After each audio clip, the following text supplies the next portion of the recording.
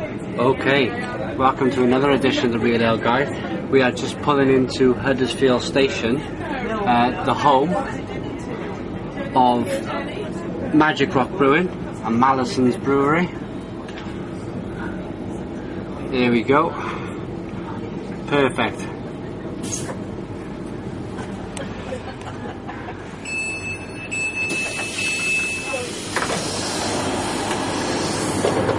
This is Huddersfield. Okay, so we've arrived in Huddersfield, as I've just mentioned. Catch up with, we're going to be going to the Grove Inn, we're going to be going to the breweries, we're going to be doing some filming, so stay tuned for future videos. Cheers. Okay, we've arrived at Magic Rock Brewing. This is Rich, the owner of Magic Rock Brewing. He's going to take us in for a brewery tour of Magic Rock Brewing. Let's get in and have a look. Okay, I guess this is your office? Office space, yeah. It's through into the main brew house. Okay. Oh, look what we got here. It's Rob Derbyshire of Hopzine.com. Nice thing, Simon. What are you drinking, Rob? Magic Rock, obviously. Yeah. And it's Curious. The Curious. Okay, look at That that. should be that way around, really, shouldn't it? Great. Yes. Would you like to film the tour? Absolutely. Thank you, mate. Take a look. Yeah. Cheers. Right then, here we go. There he is. So, what's the first process? I suppose the malt comes in and... Yeah, we bring the malt in here and it gets shoved upstairs. We're going to have a look upstairs in a minute. It's an all stainless brew house. It's 12 brewers barrel length. It's all pretty much designed by Stuart Ross, who's smoking over there in the corner. So the pipework and the layout of the brewery, the way it's configured, it's all sort of bespoke to fit into this space really. Okay. We wanted to maximise the amount of usage we could get in the area, make as much beer as possible really. It's quite a big place. It looks like it's going up into the ceilings.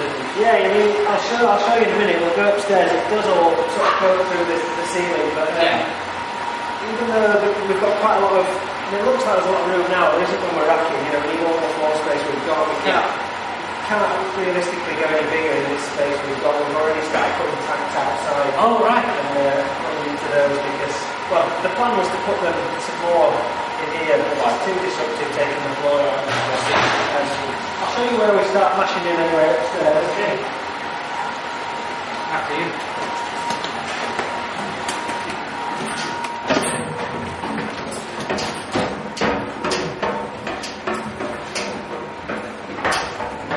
So this is the second stage of the brewing process, is it? Well, the first stage really, the malt gets brought up into here, into this malt store we've got. There's not a lot in here at the moment. We've got a delivery coming tomorrow, but the first stage is for us to fill this this grist case. It's like a big hopper that takes on the malt. So we line the bags up, depending on what the brew is, different proportions of different coloured malt. Chuck it all in there. Stu opens the hatch downstairs, and you start mixing the malt to get the right consistency, like a porridgey sort of consistency to start extracting the sugars from the malt. We'll take you through into this bit as well. Could I just ask, how many different types of malts do you have then? Well, there's only ales are always at least sort of, I think it's about 80% pale malt. That's where you get your sugar to get your alcohol. You know, it's fermented your alcohol. Then you have a percentage of other coloured malt to give you flavour and colour and head retention as well, perhaps. So you might add some wheat malt for head retention. You'd add things like there's some crystal rye there that can that'll give it some sort of sweetness and a bit of a spicy flavour from the rye. There's some black malt there. That's what you put in a stout.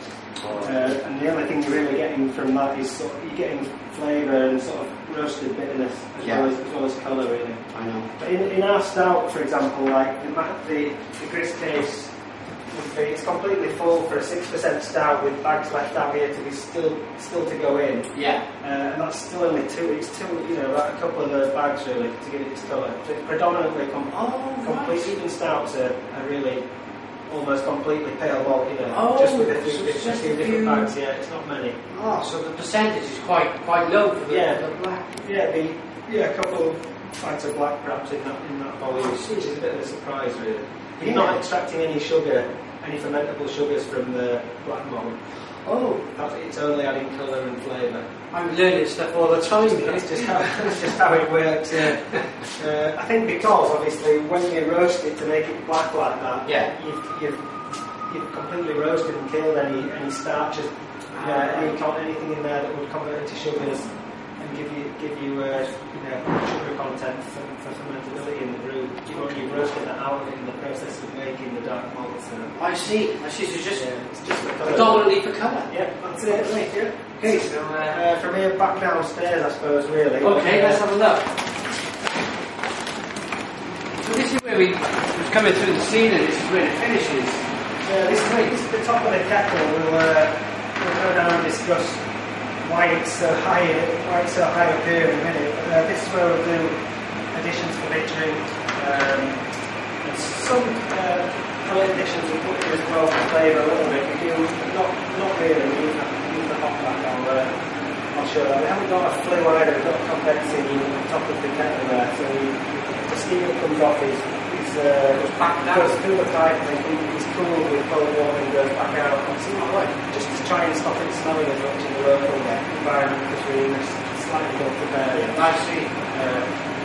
Sort of works.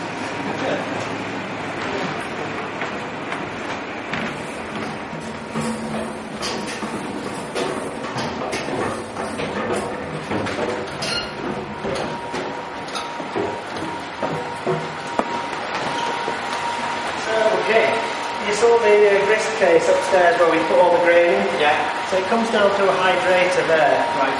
The thing that's poking down, you mix water in there into the mash tun. Just like in all breweries, we've got a mash tun. From the mash tun, we take the beer off the bottom up to the kettle. One slight difference is we don't have an underback. I don't think you know what an underback is. No, we don't. So we don't. Usually, you have to control the flow of work off the bottom of the mash tun. You don't want it coming too fast because it'll suck your grain down onto the wedge wire plates in the bottom and you get a little stick. And the rest of the liquid will be up here as the grains will all fall down. It has to come off gently. So usually you'd have a vessel at the bottom and they would just pour into that at gravity speed, just quite slowly, and then they draw it off higher up. And what we do is we recirculate it and we can control the level of flow as it's going round, so we know it's not going to stick. We can make sure the level's kept at the correct height, and we can just recirculate it until we see the glass. You can kind of see that there. So that's a hot liquor. This now is actually after it's been through the hot back, but it's the same thing. You would see it through there as you recirculate it in the mash. You wait to see until that's fairly clear. Yeah. And then you go on the filter bed that the grain and the wedge wire plates create in the bottom of the mash are working properly. And at that point you start transferring it to the kettle. So we saw the top of the kettle upstairs previously. The reason it's so high is because we wanted it to gravity feed into this vessel here, which is our hot back. So we only put bittering hops in the kettle. We use the hot back for all our flavour and our flavour addition. So once the boil's finished, we'll rest it for a little bit, and then the hot water will flow down and percolate through this vessel before making its way through the heat exchanger and into the fermenter. And I think that just gives it sort of the sort of later you can have those hops to do work the better really, to maintain, because you want to keep in those oils and the aromas that are in the hops. If you're going to very hot work or if the boil for a length of time, it just kills all the aroma. So the idea is it's the freshest way to catch, to get the aroma out of the hops really. fantastic. It's a little, I know we're not unique. It's what big breweries do really. Is it a new idea or is it something that's been used all the time? Something that's always been used. Yeah. I think for a variety of reasons. I think it's probably because it's quite efficient, an efficient way of getting the most out of the hop. And I think in bigger breweries as well, where we're brewing around the clock, it would mean that you could start boiling another batch. You could be transferring quickly. You could put a steep into it. I've understand it. So where are all your hops kept? They're in the cold room outside of the beer. You can have a look at that in a minute. Yeah. That's sort of almost where the process finishes. So the hot works will go through the hot bar, just what is on. It will transfer to this pipe work up here. Stuart's just adding this line. This is so we add oxygen. Oh, look at that.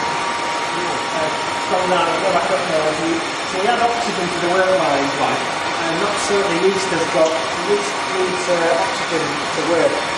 Like a flame needs oxygen to work. So when you have the yeast for the beer, the work needs to be having enough oxygen in it to help the yeast to do its thing to ferment and create alcohol. Usually, I think you would usually just sort of the work would go in to drop into it. It would get sort of air as it was dropping in. Because it's all closed pipe system. Yeah. You introduce oxygen to the line there. That's what That's ingenious. it's just putting sort of food grade oxygen to it. That's pretty much it. That's to see the heat exchanger here. So all breweries have these because obviously the beer needs to be about 20 degrees before it will ferment happily. So it's coming into there about 85, 90. Yeah. Straight out of the kettle with the hot back on here, and then you leave the other side, it's down sort of 21 degrees. Wow, that's fantastic. So you don't want to touch that. It's cool by the time it gets down there. That's amazing. Go into one of these fermenters and then you'll pitch the yeast from the top, and then we just leave it. It's a case of waiting then. It is ready. Until it's all finished and it's ready to drink. The bottle. The bottle. Yeah. Great. We can have a look in the cold room if you want. Thanks, Richard, for that. No problem. Cheers. Cheers. Alright, coming on.